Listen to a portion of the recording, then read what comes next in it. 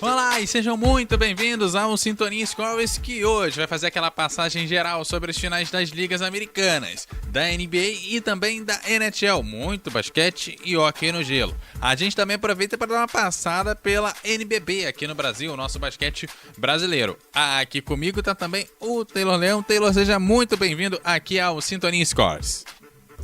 Muito boa noite a você, Eduardo Couto, boa noite a todos que estão aqui no Sintonia Scores, aqui na Sintonia Esportiva e também em todas as plataformas, também no eduardocouto.wordpress.com e em todas as redes sociais também. Bom, vamos falar um pouco sobre os títulos, né? De um lado, o título de uma equipe veteranaça, a equipe do SESI Franca que, assim como o Flamengo conseguiu o tetracampeonato do NBB, vai tentar o pentacampeonato e conseguiu ter vamos dizer assim, um pós-pandemia muito bom, né? Conseguiu ter o título da BCLA, conseguiu ser campeão mundial e conseguiu ser tetracampeão nacional. Por outro lado, temos um novo campeão, né? Embora muitos torcedores do OKC digam que o Oklahoma City Thunder tenha 2 títulos da NBA, esse é o primeiro título da franquia na cidade de Oklahoma, né?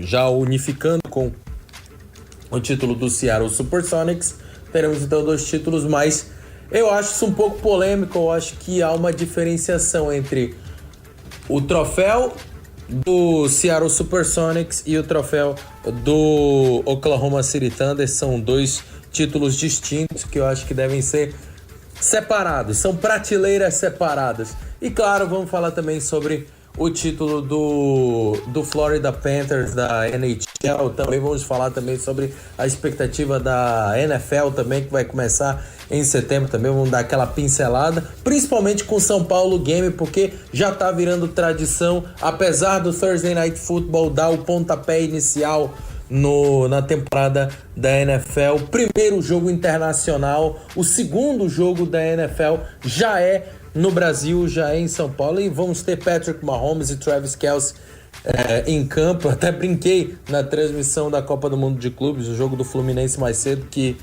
no jogo do Fluminense nesse último mês, né, nesse mês de junho, né, nessa semana, que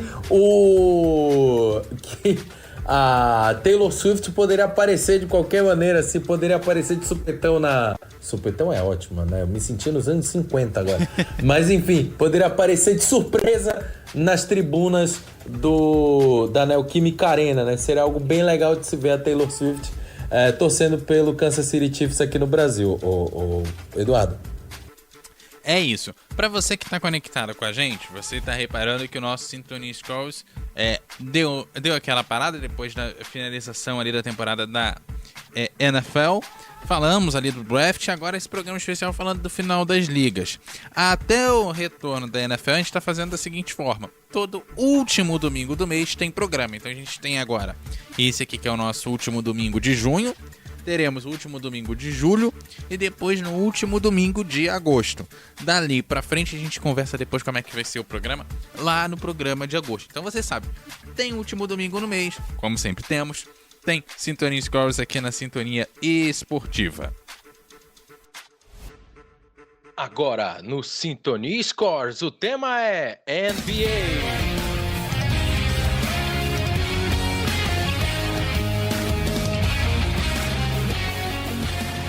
Bom, agora vamos lá, vamos abrir aqui a NBA, que a gente teve aí finalmente os jogos das finais. A gente começa aqui repassando como é que foram. O Indiana Pacers começou ganhando na casa do Oklahoma, 111-110, no jogo mais apertado da série.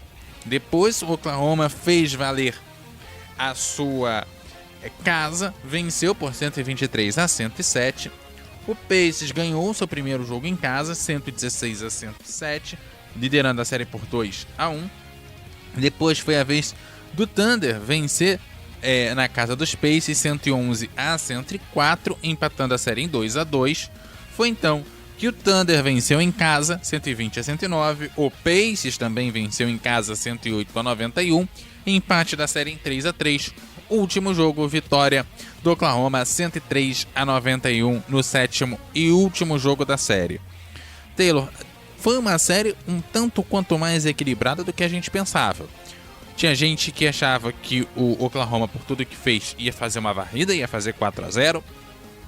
Muita gente, quando o Pacers ganhou o primeiro jogo, começou a achar que, de repente, em casa ia fazer 3-1, e aí, de repente, no máximo um 4-2 ia acontecer na série.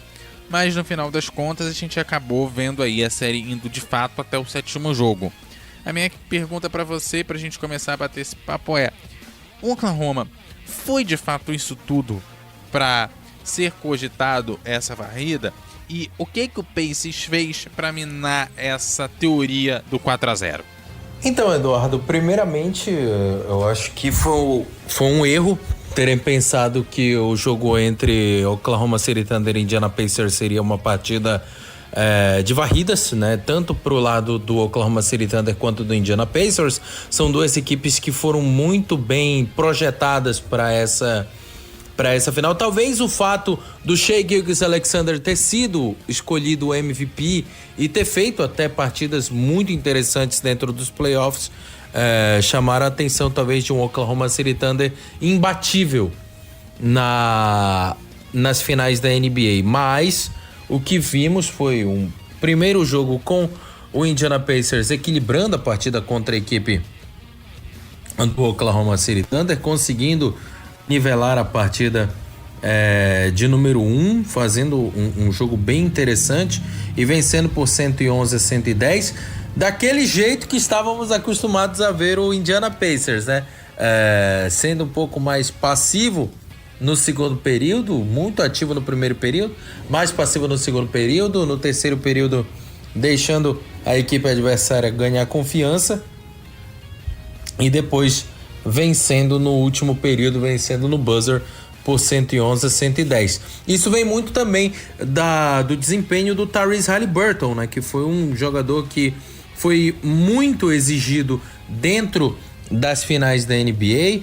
O Pascal Siakam também mostrou o seu lado prime no jogo 1, fez 19 pontos e 10 rebotes, um duplo-duplo que foi dando confiança para a equipe do Indiana Pacers, mas o Oklahoma City Thunder tinha uma defesa muito sólida e o Chet Holmgren iluminado, conseguindo fazer o trabalho sujo no garrafão, mas também conseguindo infiltrar bem, chamar a falta e principalmente meter bolas de 3. O Chet Holmgren tinha uma estatura interessante frente a uma defesa do Oklahoma City Thunder que por muitas vezes acabou ficando baixa por causa da rotatividade, né? Muitas das vezes teve que colocar o TJ McConnell, que era um jogador esforçado, na verdade um jogador esforçado, mas é considerado baixo nos padrões NBA, 1,87m, estatura baixa para a maior liga de basquete do mundo, e aí isso acabou pesando um pouco na marcação que era feita pela equipe do Indiana Pacers, que aí começou a sofrer isso um pouco mais no jogo 2. O jogo 2 já teve uma partida um pouco mais bem desenhada para o lado do Oklahoma City Thunder, no segundo jogo que aconteceu em Oklahoma, lá na Paycon Center, e isso fez com que a equipe do Oklahoma City Thunder ganhasse mais confiança para o jogo de número 3. O jogo de número 2 terminou em... agora sim. Terminou em 123-107, uma partida que foi muito dominada pela equipe do Oklahoma City Thunder. Desde os meados do primeiro período, a equipe do Oklahoma City Thunder mostrou uma maturidade muito grande, mostrou uma força muito grande, e isso foi bem testemunhado pela partida do Shai Gilgeous-Alexander, que marcou 34 pontos em 36 minutos. Foi um jogador participativo em todos os momentos, foi mais do que um simples armador de jogadas. Ele jogava para si, chamava a marcação para si e distribuía as bolas tanto para o Chet Holmgren quanto pro Jalen Williams, que fez uma grande partida. E outro que fez grande partida foi o Alex Caruso. Caruso destruiu a partida no jogo 2, mostrou a sua experiência de Chicago Bulls, também de Los Angeles Lakers. Fez um bom trabalho defensivo, mas principalmente fez um excelente trabalho ofensivo, mandando bolas de 3, infiltrando dentro do garrafão, mas infiltrando dentro é ótimo, mas enfim, infiltrando no garrafão, sendo agressivo nas descidas para a bandeja, mas principalmente sendo um grande jogador no perímetro. Então, para mim, o Caruso foi essencial para essa grande vitória do Oklahoma City Thunder diante do Indiana Pacers no jogo 2. Aí, a partir do jogo 3, tivemos um jogo mais equilibrado, novamente, né? Justamente para trazer de novo esse equilíbrio por parte de Oklahoma City Thunder e também de Indiana Pacers. A partida que aconteceu, a primeira partida da série, no caso lá na cidade de Indianápolis, e isso aí acabou trazendo um equilíbrio a mais, um interesse a mais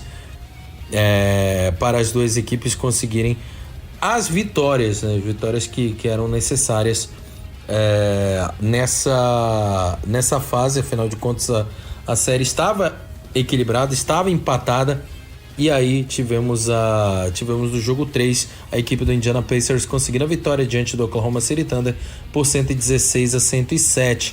Um jogo mais propenso para a equipe do Indiana Pacers. No segundo período chegou a abrir 40-28. Teve uma boa vantagem por parte do Indiana Pacers. Pascal Siakam jogou muito bem. Tyrese Haliburton jogou muito bem, fez duplo-duplo, 22 pontos e 11 assistências. E também o destaque para o Ben Mathurin, que jogou muito bem, 27 pontos, 22 minutos. TJ McConnell também sendo um bom sexto homem, entrando em quadra contra a equipe do Oklahoma City Thunder, que teve os seus titulares e uma boa partida. Holmgren fazendo duplo-duplo, 20 pontos em 10 rebotes, 12 pontos para o Luguensdort, 26 pontos para o Jalen Williams e 24 pontos para o Shai Gilgeous-Alexander. Mas uma equipe que já estava desgastada, uma equipe que se mostrou um desgaste muito grande. Teve uma minutagem muito alta dos titulares para essa partida contra o Indiana Pacers. Para você ter noção, Eduardo, o Shai Gilgeous-Alexander jogou 42 dos 48 minutos de partida. Então realmente foi um desgaste muito grande por parte do SGA. Também tivemos uma minutagem muito alta para o Luguensdort e para o Jalen Williams, que jogaram 36 minutos de partida, enfim, né? E deram pouca rodagem, por exemplo, pro Aaron Wiggins, que teve só 10 minutos em quadra, o Isaiah Joe, que só jogou 4 minutos em quadra, o próprio Isaiah Hartenstein jogou 18 minutos em quadra, e esse cansaço acabou sendo determinante para a vitória da equipe do Indiana Pacers. Até mesmo o próprio Alex Caruso acabou ficando 32 minutos em quadra, ficou muito tempo em quadra, e isso acabou prejudicando a rotatividade da equipe do Oklahoma City Thunder no jogo 3. No jogo 4, quando parecia que teríamos aí essa sobriedade, não sobriedade, mas essa sobra, né? Jogando com sobras a equipe do Indiana Pacers, foi aí que o Oklahoma City Thunder conseguiu mostrar o seu potencial e empatou a série em 2-2.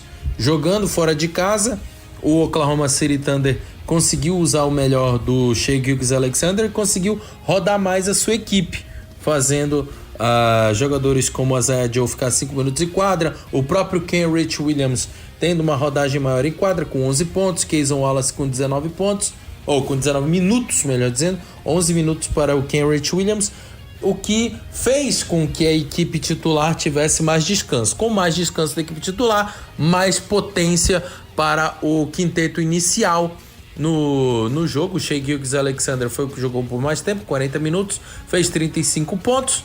Também tivemos 27 pontos do Jalen Williams, que dividiu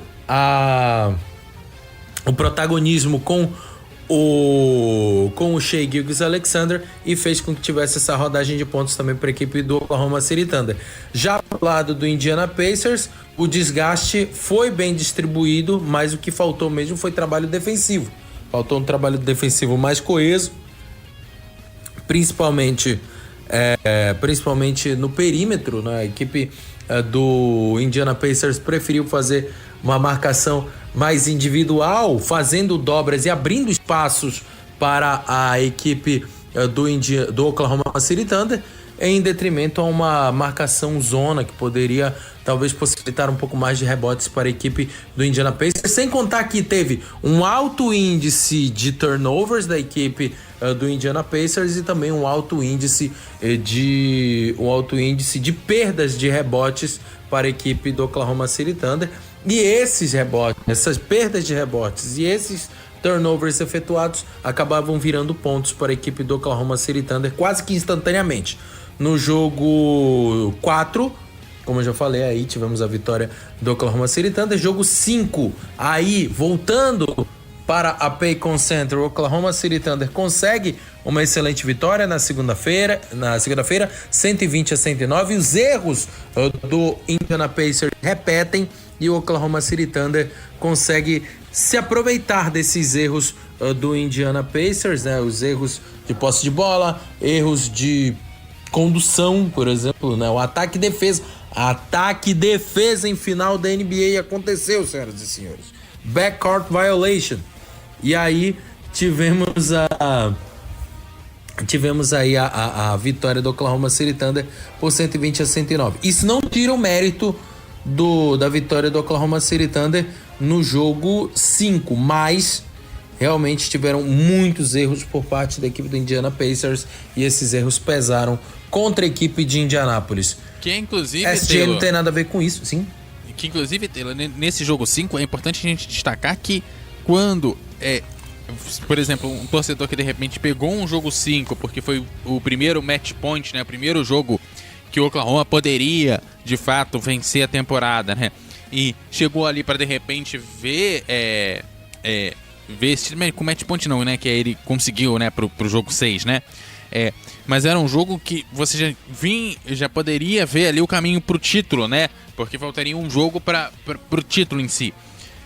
Ficaria impressionado com o que o Indiana Pacers fez, porque parecia de fato que ou era um jogo de temporada regular ou que não era um jogo de final ou era um time de uma divisão inferior, ou sei lá como é que a gente classifica, mas foi um jogo que de fato o Indiana Pacers foi muito inferior ao Oklahoma, e eu acho que inclusive, assim, como você falou, não tira o mérito, mas eu acho que a diferença de pontuação que a equipe do Oklahoma conseguiu no final da partida foi pouco para a quantidade de erro que os Pacers tiveram. Não, com certeza, né? Foram erros crassos por parte do Indiana Pacers que acabaram determinando o resultado. Como eu tinha falado, né? O Shai Gilgeous-Alexander não tem nada a ver com isso, fez 31 pontos e 10 assistências, mas o destaque ficou pro Jalen Williams, que fez uma excelente partida.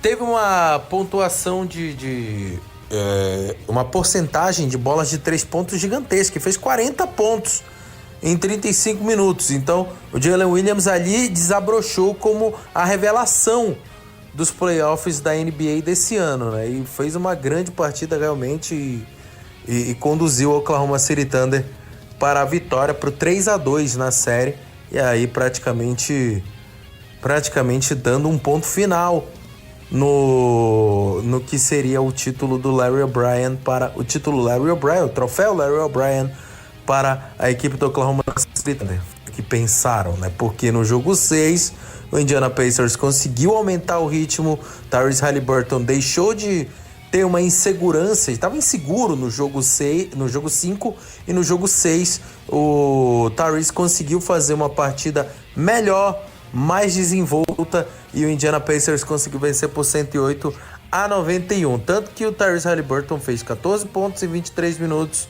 e o maior pontuador, acreditem, foi o Obi Toppin com 20 pontos em 23 minutos, né? Mostrando realmente que o Rick Carlisle quis deixar um pouco as bolas do perímetro de lado, preferiu fazer as infiltrações para conseguir as pontuações necessárias para a vitória da equipe do Indiana Pacers. E o Oklahoma City Thunder teve como principal jogador o Shai Gilgeous-Alexander.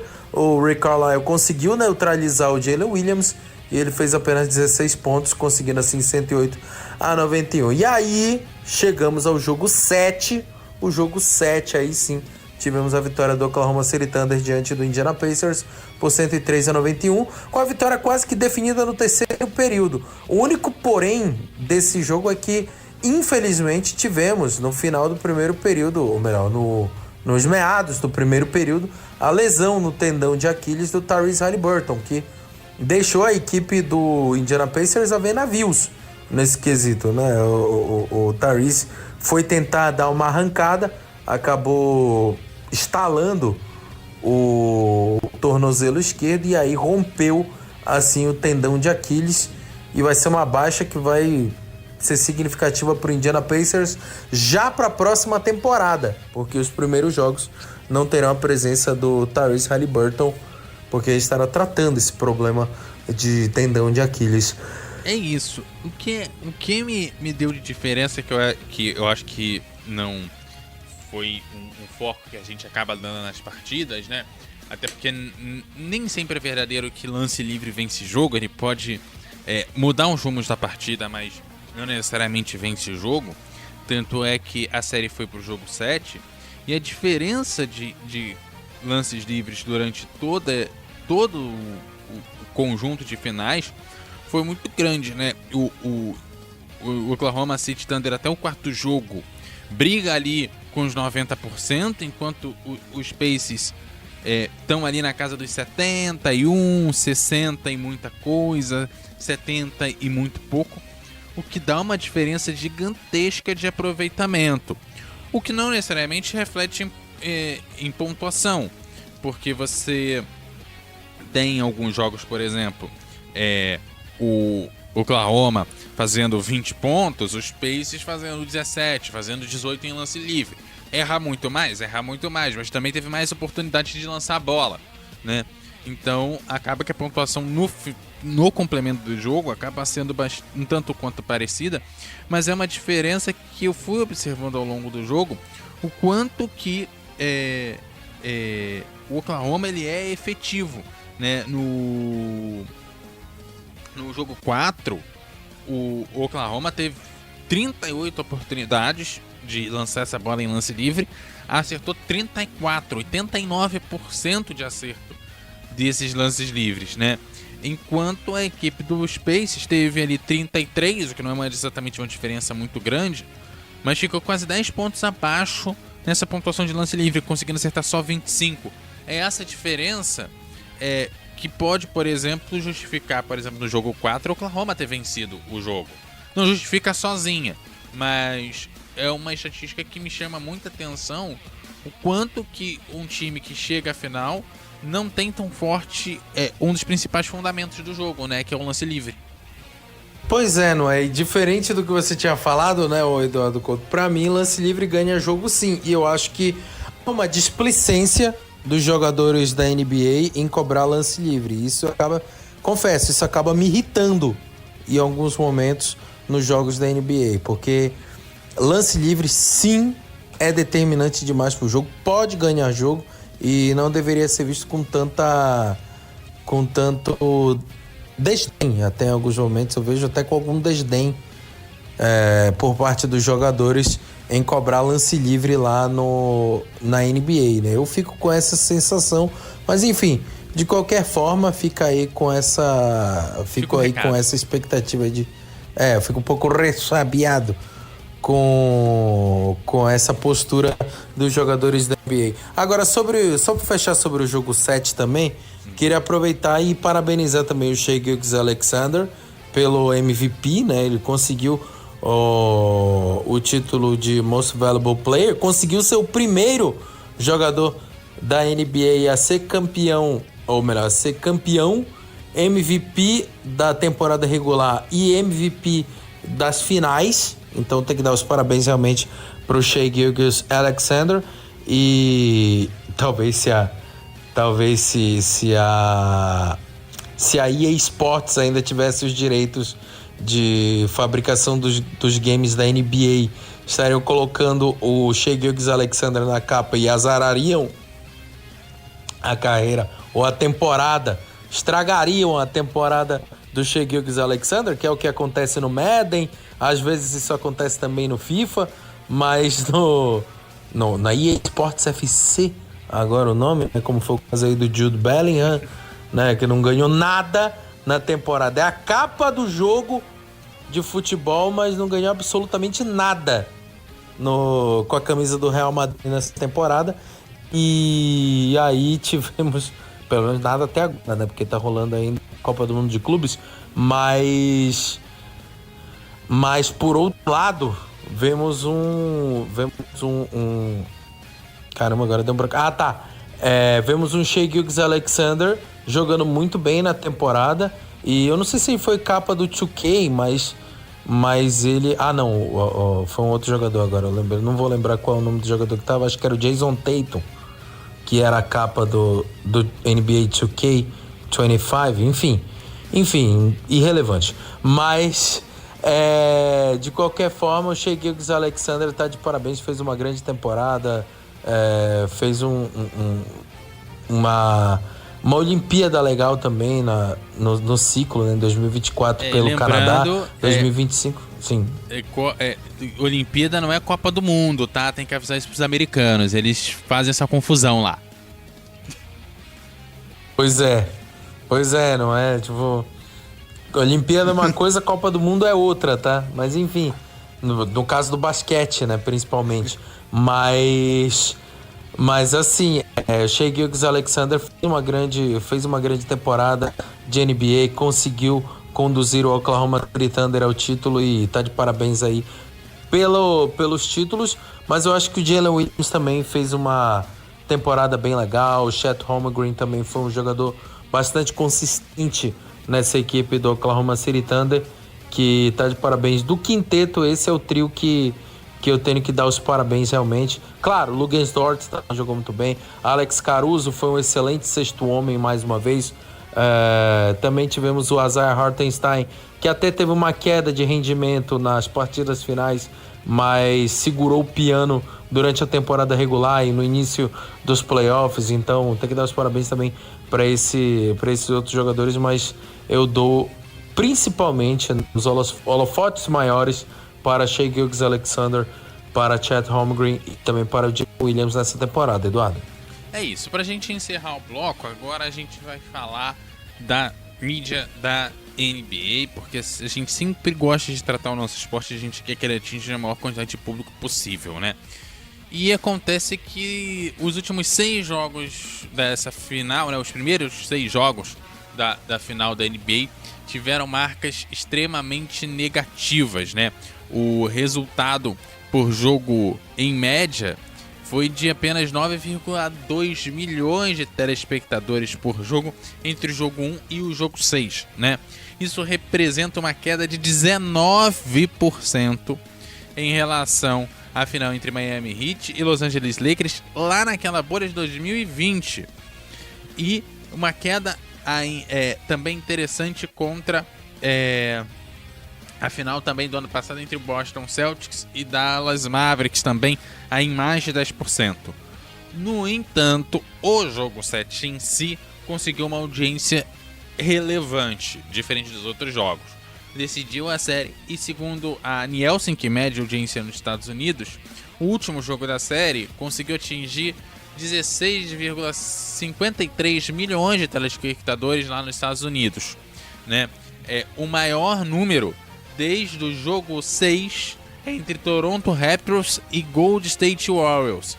Dessa forma, a partida decisiva entre o Indiana Pacers e o Oklahoma City Thunder finalmente conseguiu mobilizar algum público. Taylor, rapidinho para a gente poder encerrar o bloco. O que falta para a galera poder acompanhar a série inteira de 7 jogos? O basquete, a gente já em outras edições chegou a comentar, esse basquete americano da NBA tá numa crise braba. Não conseguir 10 milhões de pessoas assistindo em pleno bloco de finais é complicado de defender o esporte, né? Ou a liga, para ser mais sincero. Então, vamos passar um raio-x sobre isso, né? A primeira atitude o Adam Silver já tomou, que é reduzir o número de comerciais, né? Os breaks comerciais reduziram logo depois do excesso de reclamações por parte da internet, principalmente, né, de torcedores via internet, que fizeram um balanço e colocaram que você assiste das 3 horas do jogo de basquete, 1h20 é de jogo corrido ou lance livre, enfim. A somatória dá 1h20 e 1h40 são para breaks comerciais. Soma-se 1h40 de jogo para intervalos comerciais. E aí a NBA, vendo isso, reduziu o tempo de intervalos comerciais. Os tempos técnicos reduziram de 2 minutos para 1 minuto e 20, se eu não me engano. 1 minuto e 20, 1 minuto e 15. E aí isso ajudou a deixar o jogo mais corrido. As pausas para comerciais ficaram muito menores nas televisões, até mesmo durante os desafios. Não tivemos em alguns desafios, principalmente nas finais, as pausas para comerciais, que já estávamos até se acostumando a ter. Todo tipo de pausa que acontecia dentro do jogo da NBA era motivo para entubarem um comercial.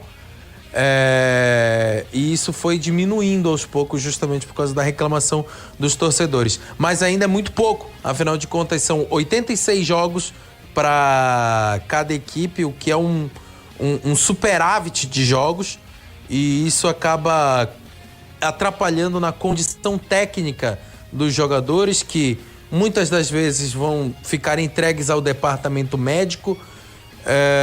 Os principais deles, como foi o caso do próprio Tyrese Haliburton, que no início da temporada estava lesionado, volta, aumenta o ritmo do Indiana Pacers, traz os Pacers para os playoffs e consequentemente para as finais. E no jogo 7 já tem uma lesão de tendão de Aquiles em um lance que era banal, um lance de corrida que parecia que era natural, mas acabou rendendo uma lesão grave pro Tyrese Haliburton.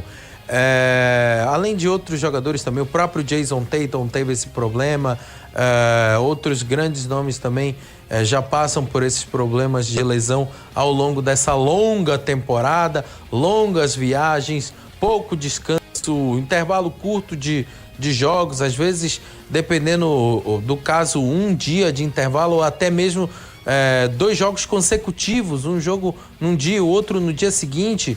Isso acaba diminuindo aquela vontade que o torcedor tem de, poxa, eu quero ver meu time, sabe? A expectativa tá acabando porque tem muito jogo. E esse é um problema não só do basquete, mas de vários esportes estão passando por isso. O futebol tá passando por isso, o vôlei tá começando a passar por isso também, essa exaustão de jogos. E isso acaba sendo prejudicial para a experiência do público. Fala também... a mesma coisa da Fórmula 1, quem fala do Sintonia Motor sabe que praticamente todo o programa eu bato nessa tecla. Tem corrida demais. Tem muita corrida, né? 24 etapas, se eu não estiver enganado.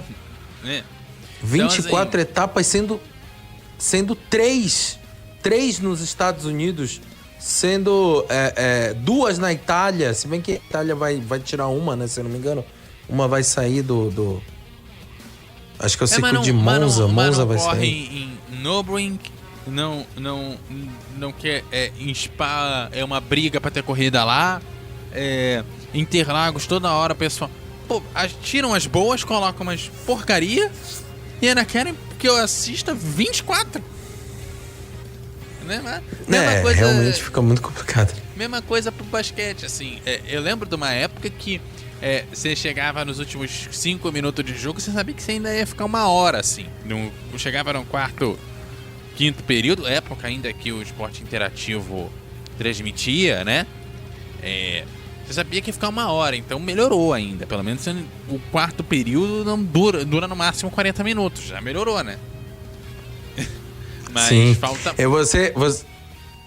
Você fala do esporte interativo, eu lembro... Eu quando comecei a assistir NBA foi na Rede TV.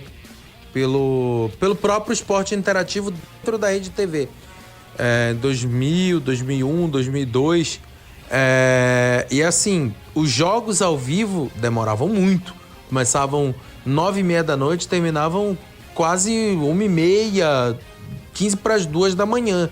Aí por isso a Rede TV começou a optar em alguns finais de semana por compactos.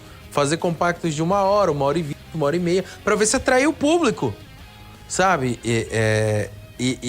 Mas assim, não tem graça você ver compactos dos jogos, porque muitas das vezes, hoje em dia, com o advento da internet, você já vai saber o resultado. E mesmo assistindo ao vivo, em alguns momentos você se sente entediado com os jogos. Você vê jogadores estafados, você vê um público que já tá meio cansado de assistir dentro do ginásio. E, enfim, isso tira um pouco, isso mata um pouco a experiência do torcedor. Eu acho que tem que ter uma redução de jogos. Eu acho que 86 jogos só na temporada regular é um exagero. Tem que haver a diminuição dos breaks comerciais. Eu sei que o esporte está ficando cada vez mais caro. Os direitos televisivos esportivos estão ficando cada vez mais caros, mas eu acho que o modo como está sendo colocado de forma agressiva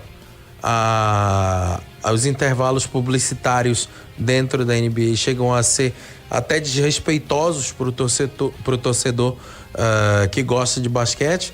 Enfim, né, são dois dos fatores que eu gostaria de reforçar e de relembrar justamente contra a NBA. E aí, né, essa redução de jogos da NBA também pode ajudar também aos jogadores terem mais vontade, mais disposição para jogar nas seleções. Por exemplo, não vai ter mais esses cortes, principalmente dos jogadores americanos, para defender a seleção em uma Copa do Mundo de basquete, em uma Olimpíada, enfim. Todo mundo sai ganhando nesse quesito. Talvez não o Adam Silver, né, por causa de cotas de televisivas e cotas comerciais, mas, bom, perde por um lado, compensa-se do outro, né? Então tem que pensar também numa compensação onde todos saiam ganhando. Tem que pensar assim o Adam Silver, o Eduardo. É isso. E o futebol americano lida com comercial com muito mais parcimônia, apesar de ter break comercial pra caramba, mas ele faz sentido no jogo. Porque a gente sabe que a entrada, a saída de time demora, e se você chega até a falar, pelo menos com break comercial eu me distraio. Se eu ficar vendo equipe entrando, equipe saindo, equipe entrando, equipe saindo, eu vou parar de assistir. É melhor o break comercial que me distrai mais. Eduardo, isso é uma coisa que, por exemplo, o beisebol não aprendeu. Muitos momentos o beisebol tem muito mais paradas do que o futebol americano, e não consegue fazer inserções comerciais que façam sentido dentro do universo do esporte, dentro do universo do jogo que está acontecendo. Basquete também está passando por isso. Basquete e beisebol tem esse defeito aí que o futebol americano já conseguiu consolidar, ou conseguiu contornar, melhor dizendo. E a NHL também contornou com os power breaks lá, com você, pela minutagem do jogo, você sabe quando que vai ter o break comercial, você até se programa, fala, não, isso aqui leva tanto tempo, então o break comercial vai ser aqui. Então posso botar meu arroz no fogo para jantar na hora que for pro intervalo. Né? Então você já faz até a própria conta. NHL que a gente conversa daqui a pouquinho no nosso terceiro bloco, mas aqui a gente vai pro break agora, e na volta a gente fala sobre a NBB, e no final, no terceiro bloco, a gente fala sobre a NHL. Galera, até já!